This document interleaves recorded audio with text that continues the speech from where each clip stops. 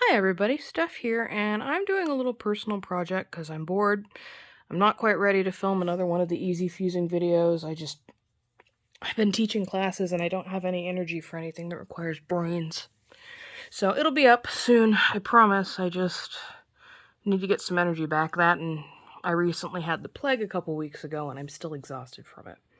So what I thought I'd do is something really out of character for me and make some crosses. I wasn't raised anything in particular. I am not particularly religious, but for some reason I thought crosses would be kind of cute to make. So here I have a 6" by 1" piece. Pardon me, I still got the frog from the plague. This is 6" by 1. I've measured 1.5 inches down, and my cross piece is also going to be 1 inch wide, so I've marked out the inch so I know to line it up. And then I've cut myself a 4" and that's a dot of glass tack. This is also a piece of 1 inch wide. It is 4 inches wide, or 4 inches long, and I measured 1.5 inches in from each side so that I can line it up like this. And obviously I'm no expert, but that looks like a pretty good cross shape to me. So what I've done is I've set up 2 of these. So I'm going to stick the other one together and then I'll set one aside so it can adhere while I work on it. And we're going to find out how well Sharpie burns off in the kiln. Now the glass I am using is actually 403 opaline. And hey, bug on the glass, perfect. That's exactly what we needed, protein.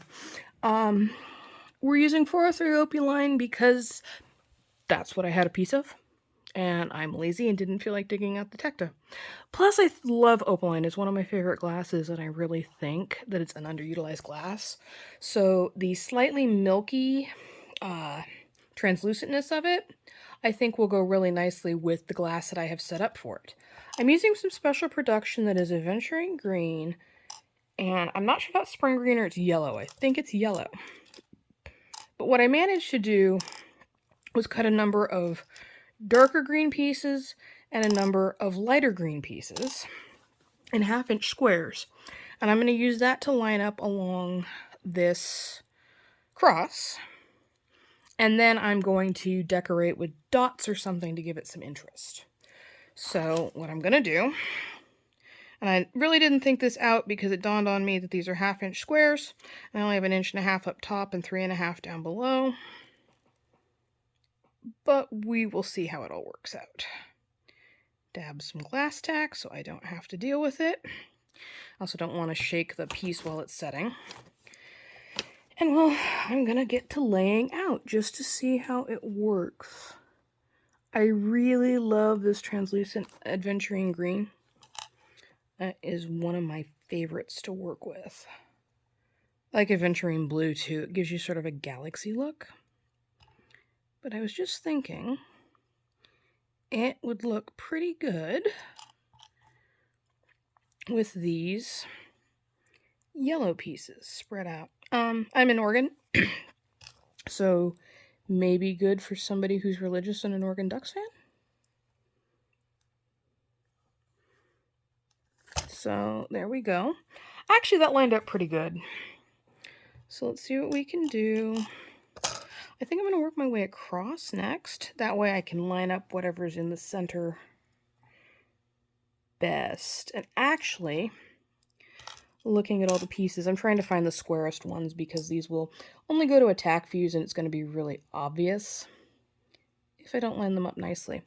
I'm actually thinking, since I've got dark green in the center, maybe I should switch these and start with the yellow and move to the dark green.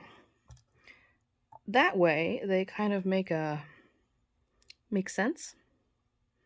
They'll kind of crisscross at the dark green.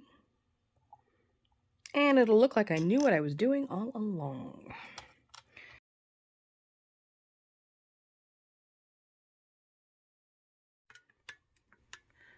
Okay. All my pondering is over. I have decided to go with dots. I actually really like this. It's going to be a pain in the ass to anneal because it's a lot of layers. We got the base layer. We got the cross layer, which is also where all these squares are. It's 2. We got dots. And this layer of squares. That's 3. And we got ourselves another dot. So we're looking at a 12 millimeter anneal, or 12 millimeter fuse. And it's also uneven because some pieces are a layer thick and some pieces are 4 layers thick. So the average 12 millimeter anneal, I want to say, is 2 hours, and they say double for uneven anneals. So this is going to be 4 hours in the kiln to anneal. And I'm going to tack fuse it. So that's going to be quite a long firing, and it probably won't get done until the morning because I've got dots in the big kiln and hearts in the little kiln, and I am just out of energy. So I will tack fuse this, probably somewhere between a tack and a contour so it goes a little melty. And since I don't want this to slump, because you can see where my tweezers are, goes underneath, so I bang it around. Good job, Steph. I'm going to put fiber paper under it. I have some 1/8 inch, and I'm going to stuff that under to give it so it doesn't slump. But now I'm going to work on cross number 2 because I can fuse them just like this and not waste a whole bunch of space. So cross number 2, I can get number 1 out of the way, is going to be red. I'm not sure what I'm going to do for an accent color. I was thinking yellow. But again, I'm not real sure. So I'm just going to lay it out the same way I laid out the last one, except I'm not alternating colors.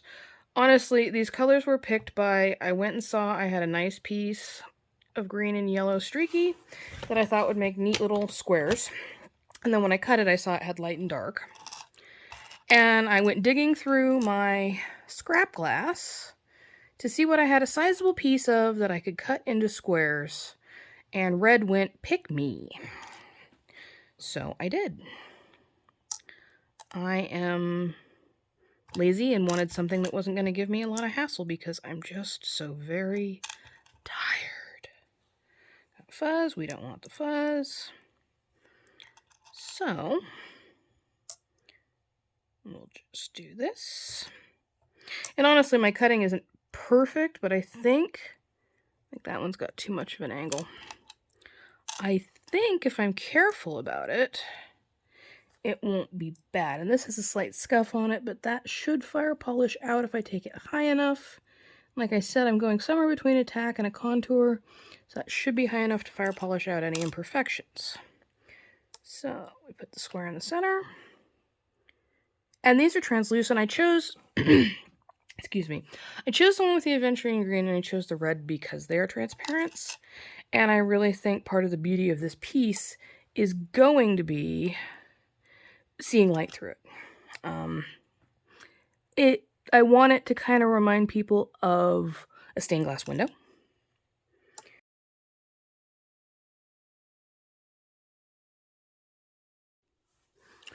Okay, so I think I've hit upon a slightly simpler idea for this cross.